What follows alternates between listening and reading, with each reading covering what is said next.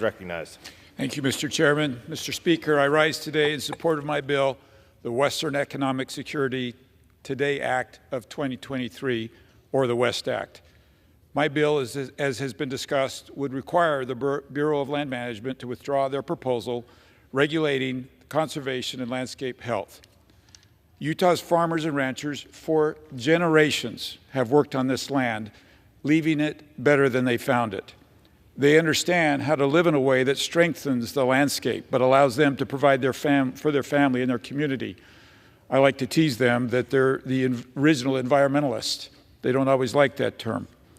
Ironically, this rule also undermines the work of these individuals who keep the land in good health and help prevent for the risk of wildfires, to instead lock the public out of Utah's lands.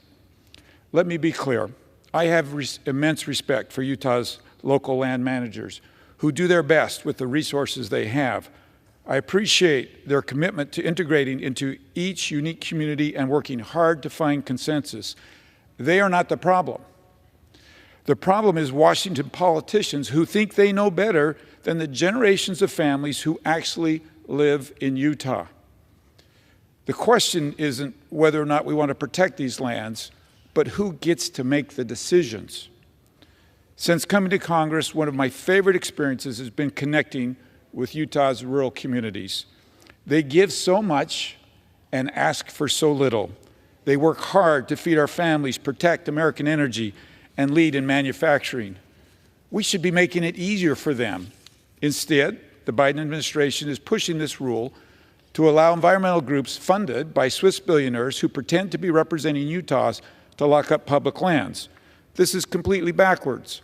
Mr. Speaker, I seek unanimous consent to enter into the record 2 stories about how this foreign dark money is funding environmental groups in Utah. Without objection.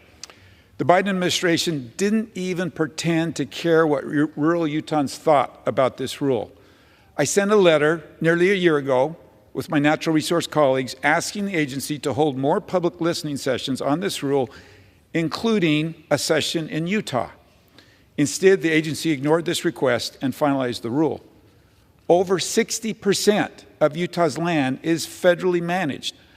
I have counties with 90%, and yet no public listening session was held in Utah.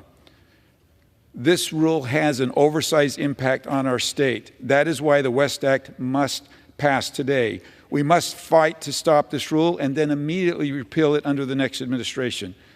It is critical that Utah's lands remain under the stewardship of those who have tended it for generations. There's a lot of hyperbole in Washington, and I'm genuine when I say this is one of the most offensive attacks on rural Utah I have seen in my career. I will continue to work tirelessly to repeal this disastrous effort.